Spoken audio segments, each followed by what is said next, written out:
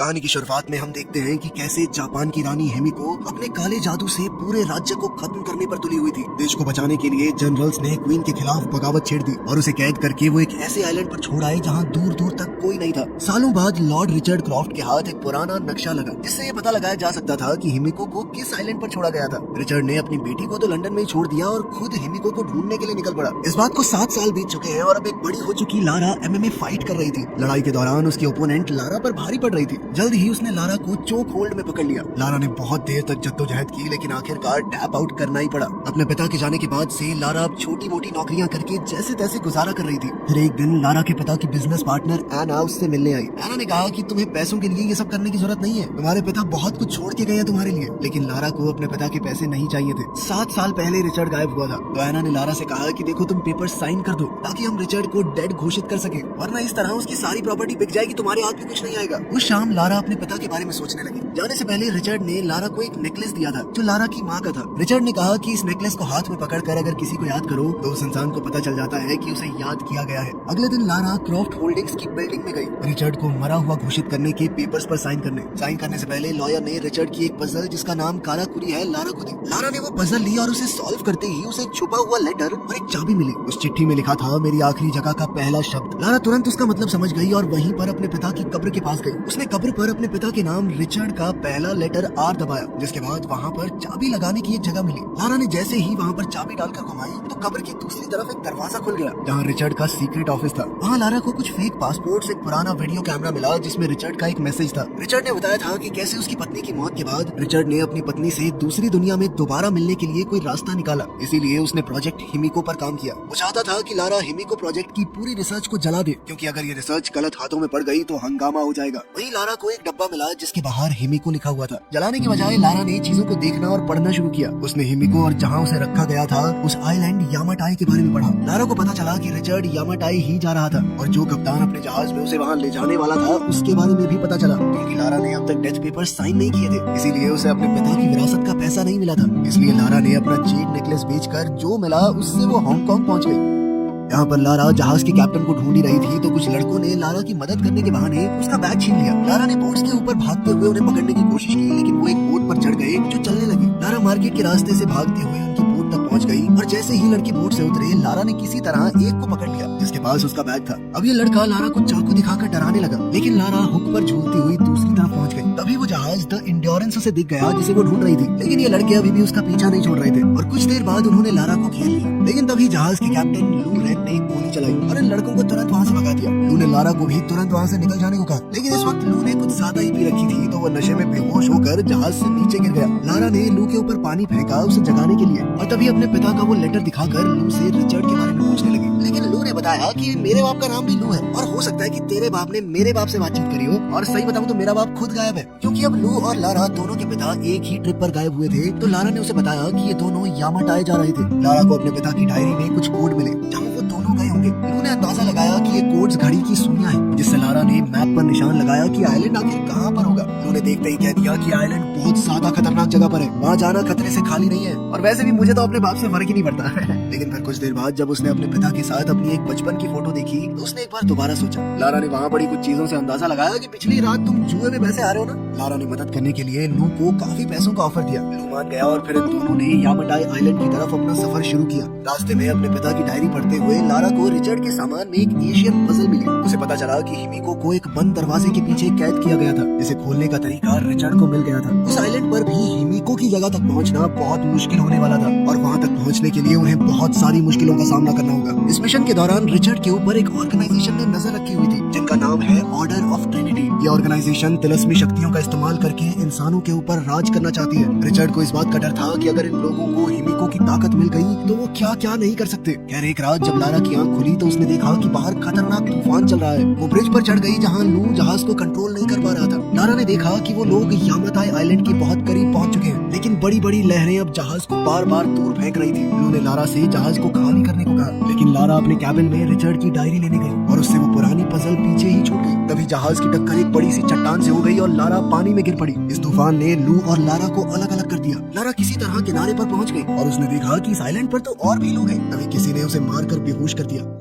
अगले दिन लारा उठी तो उसने देखा कि वो एक टेंट में है, जहाँ उसके साथ मैथियस वोगेल नाम का एक आदमी था। मैथियस ने लारा से कहा कि बिल्कुल तुम्हारी ही जैसी मेरी भी एक बेटी है। मैथियस ने बताया कि वो आइलैंड छोड़कर तब तक अपने घर वापस नहीं जा सकता जब तक उसका काम पूरा नहीं हो जाता। जब लारा ने अपना बैग चेक किया तो मैथियस ने उसे बताया कि रिचर्ड की डायरी अब मेरे पास है और अब उसे वो सब कुछ मिल चुका है जो उसे चाहिए था। मैथियस ने बताया कि तुम्हारे बाप को हमने पकड़ लिया था, उसने हमारी बात नहीं मानी, जिसके बाद उसे मजबूरन मारना पड़ा। ये सुनकर लारा का दिल बैठ गया कि उसके पिता अब इस दुनिया में नहीं है। जब लारा बाहर निकली तो उसने देखा कि कुछ कर्मचारी बम धमाकों से पहाड़ को गिराने की कोशिश कर रहे हैं। जब लारा को बंदी बनाकर ले जाया जा रहा था तो उसने देखा कि लू को भी कैद कर लिया गया है और वो लोग जबरदस्ती उससे काम करवा रहे हैं। तब मैथियस ने ऑर्डर्स दिए कि सभी लोग यहाँ से कहीं और चलने वाले हैं। रास्ते में लू ने लारा को बताया कि यहाँ पर काम करने वाले ज्यादातर वर्कर या तो ऐसे मछुआरे हैं जिनका जहाज डूब गया होगा तब वो यहाँ आ गए होंगे, या फिर ऐसे लोग जो इन स्मगलर्स के जाल में फंस गए। लारा ने बताया कि मैथियस ने मेरे पिता को मार दिया है और जल्द ही लू को वर्कर्स से पता चला कि उसके पिता को भी मार दिया गया है। लारा ने लू से माफी मांगी कि मैं तुम्हें इस खतरनाक जगह पर ले आई। रिचर्ड की डायरी से मैथियस को हिमिको के टूम की एंट्रेंस मिली और सभी वर्कर यहाँ तक कि लारा और लू भी इस एंट्रेंस के रास्ते को साफ करने लगे। तभी एक बूढ़ा आदमी कमजोरी से गिर पड़ा, लेकिन एक गार्ड ने कहा कि बुड्ढे खड़ा हो और काम कर, समझा। तभी लारा और लू उस बूढ़े आदमी की साइड लेते हुए गार्ड से भिड़ गए, लेकिन तभी मैथियस पीछे से आया और बूढ़े को गोली मार दी। लू ने कस्सी उठाकर गार्ड की तरफ फेंकी ताकि लारा को वहाँ से बचकर निकलने का मौका मिल जाए। जैसे ही लारा भागी तो एक आदमी उस पर गोली चलाने को तैयार था, लेकिन लू ने ऐन वक्त पर उस पर हमला करके लारा को बचा लिया। लू भी मौका देखकर उसके पीछे भागा, लेकिन मैथियस ने उसकी बाजू में गोली मार दी। लारा पहाड़ी पर पहुंची और गिरे हुए पेड़ पर चढ़कर उसे पार करने की कोशिश करने लगी, लेकिन गोलियां चलने की वजह से वो नदी में गिर पड़ी।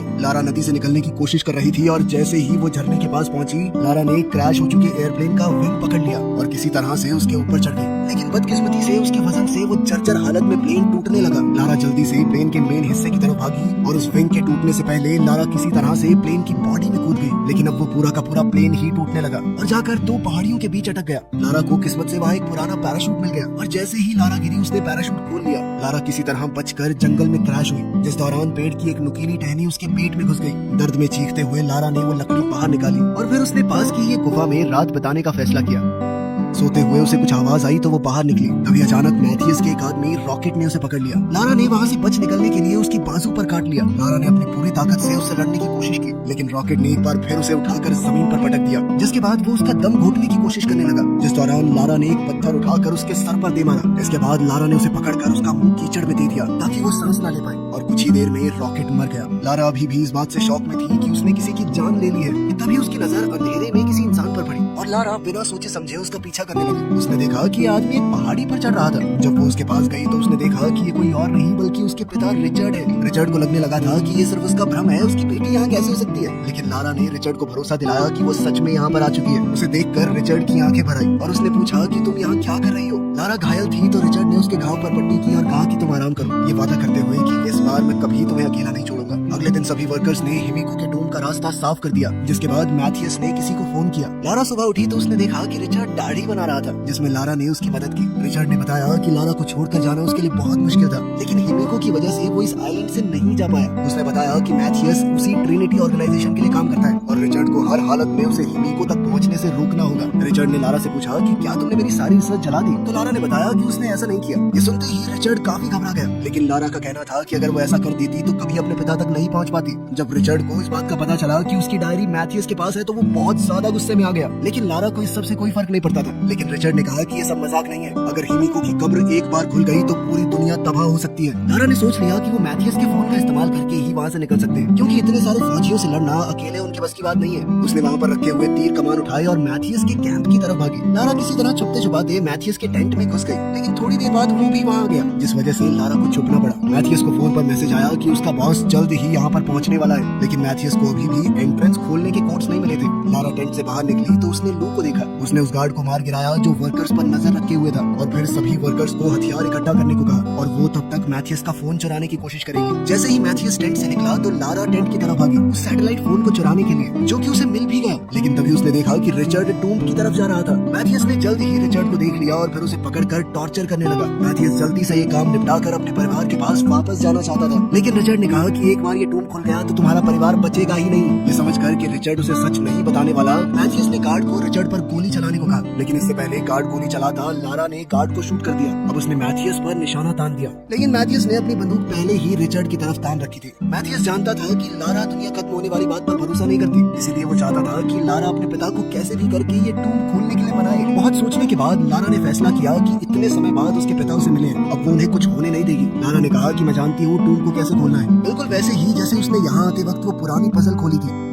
लारा ने दरवाजे पर लगे पहियों को बिल्कुल वैसे ही घुमाया और एंट्रेंस का दरवाजा टूट कर गिर गया। लारा, रिचर्ड, मैथियस और उसकी पूरी टीम अब अंदर गए। अंदर घुसते ही एक तेज हवा का झोंका आया, जो रिचर्ड का मानना है कि हिमिको की सांसें हैं, लेकिन मैथियस ने कहा कि एक आदमी की सांस इतनी तेज नहीं हो सकती। अभी गलती से लारा ने ट्रिगर पर पैर रख दिया, जिसके बाद जमीन से एक भाला निकला जिसने एक गार्ड को मार गिराया। इसके बाद वो पहुंचे एक हड्डियों की गहरी खाई में, जहाँ लोगों के मरने के बाद उनकी हड्डियां पड़ी थी। दूसरी तरफ जाने के लिए उन्होंने एक सीढ़ी का इस्तेमाल किया। अभी अचानक एक गार्ड ने गलती से ट्रिगर पर पैर रख दिया, जिससे वहाँ मौजूद गोल दरवाजे अचानक से बंद हो गए और वो सभी लोग अब अंदर फंस चुके थे। साथ ही पूरा फर्श भी टूटने लगा। अभी लारा ने देखा कि उस तरफ एक गार्ड बाहर रह गया था, जो इस वक्त की होल से उन्हें देख रहा है। दीवारों पर बने व्हील्स को लारा ने चाबी की तरह इस्तेमाल करके दरवाजा खोलने की कोशिश की, लेकिन तभी जहाँ लारा खड़ी थी वो फर्श भी टूट गया, जिसके बाद लारा किसी तरह से दरवाजे से लटक गई। अभी भी लारा पूरे जी जान से दरवाजा खोलने की कोशिश कर रही थी, लेकिन वो नहीं खुला। तभी लारा को एंट्रेंस के दरवाजे की पहेली याद आई और उसे समझ आया कि ये दरवाजा खोलने के लिए येलो और रेड व्हील को कंबाइन करना पड़ेगा, जिससे एक हरे रंग का व्हील बनेगा। और अब जैसे ही हरी लाइट आई, दरवाजा खुल गया। जैसे ही दरवाजा खुला तो उन्होंने देखा कि यहाँ पर टूटी फूटी कब्रें हैं। दरअसल ये हिमिको की दासियों की कब्रें हैं, जिन्होंने मौत के बाद भी हिमिको की सेवा नहीं छोड़ी। ये सब बिल्कुल वैसा ही था जैसा रिचर्ड ने अपनी डायरी में लिखा था। ये देखकर लारा को लगा कि कहीं वो श्राप वाली बात सच तो नहीं है। अब आखिरकार वो लोग हिमिको की कब्र पर पहुंच ही गए। रिचर्ड ने मैथियस को समझाने की कोशिश की कि कब्र को खोलना बहुत बड़ी गलती होगी, लेकिन मैथियस ने उसकी एक बात नहीं मानी। गार्ड्स ने हिमिको के ताबूत को खोला और अंदर हिमिको की डेड बॉडी पड़ी थी। अचानक से हिमिको ने अपनी आंखें खोली और उसका शरीर एकदम सड़ने लग गया। लारा ने देखा कि टूम की पेंटिंग्स में हिमिको को दानव रूप में नहीं दिखाया गया। तभी लारा को वो पहले वाली पहेली याद आई, जिसमें लिखा था कि जिंदगी वापस पाने के लिए हिमिको को मरना होगा और किसी को भी हिमिको का हाथ लगते ही उसकी मौत हो जाती है। लारा ने गार्ड्स को हिमिको को हाथ लगाने से रोका। अब लारा को समझ आ रहा था कि दुनिया को बचाने के लिए हिमिको ने अपना बलिदान दिया था, लेकिन गार्ड्स ने उसकी बात नहीं सुनी और जैसे ही उन्होंने बॉडी को हाथ लगाया, हिमिको उठ खड़ी हुई। मैथियस को लगा कि शायद ये कोई ड्रामा है उन्हें डराने के लिए, लेकिन एक गार्ड जिसने हिमिको के शरीर को हाथ लगाया था, उसके हाथ काले पड़ने लगे और उसका मांस सड़ने लगा। इससे ये पता चला कि हिमिको के शरीर में कोई खतरनाक वायरस था और ताकि ये बीमारी किसी और में न फैले, इसलिए हिमिको ने खुद को बंद कर रखा था। गार्ड का पूरा शरीर सड़ने लगा और डर के मारे उसने गोलियां चला दी, जिससे वो दूसरा गार्ड मर गया जिसने बॉडी को हाथ लगाया था, और फिर मैथियस ने उसे भी गोली मार दी। ये सब देखने के बाद भी मैथियस ने हिमिको की एक उंगली ले जाकर अपने बॉस को देने का सोचा। जब वो ये सब कर रहा था तो लारा ने कुल्हाड़ी उठाई और आखिरी गार्ड पर हमला किया। साथ ही रिचर्ड ने उस मरे हुए गार्ड की बंदूक उठाई और मैथियस की टांग में गोली मार दी। घायल गार्ड ने लारा का पीछा किया जब वो बाहर की तरफ भाग रही थी। मैथियस ने रिचर्ड को घर जाने को कहा, लेकिन रिचर्ड किसी भी हालत में हिमिको की उंगली इस आइलैंड से बाहर नहीं ले जाने देगा, क्योंकि ऐसा करने से वायरस पूरी दुनिया में फैल जाएगा। मैथियस रिचर्ड पर गोलियां चलाने लगा, लेकिन जल्दी ही उसकी गन खाली हो गई। तभी इन्फेक्टेड गार्ड्स में से एक उठ गया और उसने रिचर्ड पर हमला बोल दिया। रिचर्ड का ध्यान भटकते ही मैथियस वहां से भाग गया। रिचर्ड ने गार्ड को गोली मार दी, लेकिन अब गार्ड ने उसे भी छू लिया था, जिसका मतलब ये था कि अब रिचर्ड के अंदर भी वायरस आ चुका है। रिचर्ड ने अपना खून रोकने के लिए बाजू पर पट्टी बांध ली ताकि उसकी बॉडी में वायरस बहुत धीरे से फैले। वहीं लारा मौका देखकर दासियों की एक कब्र में छुप गई, लेकिन उसका पैर एक हड्डी पर पड़ गया, जिसकी आवाज से गार्ड ने उसे ढूंढ लिया। अब उन दोनों के वजन से कब्र टूट गई और लारा गिरकर एक दूसरे कमरे में पहुंच गई। गार्ड भी उसके साथ ही वहां गिर गया था। तभी लारा को एक ट्रिगर दिखा तो वो उस पर चढ़ गई, जिसके बाद बहुत सी पैनी लकड़ियों के टुकड़े उनके ऊपर बरसने लगे, जिनमें से एक गार्ड पर गिरी और वो तुरंत मारा गया। जल्द ही लारा वापस हिमिको की टूम के पास आई, लेकिन रिचर्ड ने उसे दूर रहने को कहा, क्योंकि अब उसके अंदर भी वायरस आ चुका था। उसने लारा को मैथियस को रोकने के लिए कहा और तब तक वो हिमिको के टूम में आग लगा देगा। लारा किसी भी तरह रिचर्ड को बचाना चाहती थी, लेकिन रिचर्ड अपनी मौत को स्वीकार कर चुका था। रिचर्ड ने कहा कि मेरे लिए यही बहुत बड़ी बात है कि मैं अपनी बेटी को दोबारा देख पाया। रोते हुए लारा ने हथियार उठाए और अपने पिता को आखिरी बार अलविदा कहा। वहाँ मैथियस अभी हड्डियों की खाई को पार कर रहा था। लारा कूदकर सीढ़ी की दूसरी तरफ लैंड हुई और मैथियस को रोका। उसने मैथियस को लात मार के दोबारा दूसरी तरफ फेंक दिया, लेकिन मैथियस भी इतनी आसानी से हार मानने वाला नहीं था। उन दोनों के बीच खूब हाथापाई हुई। मैथियस ने लारा को गर्दन से पकड़ लिया, लेकिन लारा ने किसी तरह उसे गिरा दिया। वो किसी भी हालत में मैथियस को यहाँ से जाने नहीं दे सकती थी, इसीलिए उसने सीढ़ी को ही गिरा दिया। मैथियस ने अब कुल्हाड़ी उठाकर लारा की तरफ घुमाई। उसने लारा को जमीन पर गिराकर उसकी गर्दन पकड़ ली। वहीं रिचर्ड ने हिमिको के टूम को बम से उड़ा दिया। इस धमाके से मैथियस का ध्यान भटक गया और लारा ने उसे लात मारते हुए हिमिको की उंगली वाला बैग मैथियस के मुंह में डाल दिया। अब मैथियस के अंदर भी ये वायरस आ चुका था, जिसके बाद तुरंत लारा ने उसे खाई में धक्का दे दिया। अब वो पूरी जगह टूटने लगी तो लारा किसी तरह से दीवार पर पर चढ़कर ऊपर चढ़ने की कोशिश करने लगी। बाहर से जैसे ही लू ने उसे ऊपर चढ़ते हुए देखा तो उसने सहारा देकर जैसे तैसे लारा को बाहर निकाला। उन दोनों ने ट्रिनिटी के हेलीकॉप्टर्स देखे और पायलट्स को धमकी देकर घर छोड़ने को कहा। लंदन वापस पहुंचकर लारा ने वो पेपर साइन कर दिए जिनसे अब ये क्लियर हो गया था कि उसके पिता मर चुके हैं और अब रिचर्ड की कंपनी की मालिक लारा होगी। जिसके बाद एना ने कहा कि अब पूरा बिजनेस तुम ही संभालो, लेकिन लारा ने कहा कि मुझे इस सब से कोई मतलब नहीं। आखिर में लारा ने अपनी माँ का वो नेकलेस वापस खरीद लिया जो उसे बेचना पड़ा था और उसे हाथ में लेकर अपने माता पिता को याद किया। वीडियो पसंद आई तो लाइक कर देना, चैनल को सब्सक्राइब कर लेना। मिलते हैं अगली वीडियो में।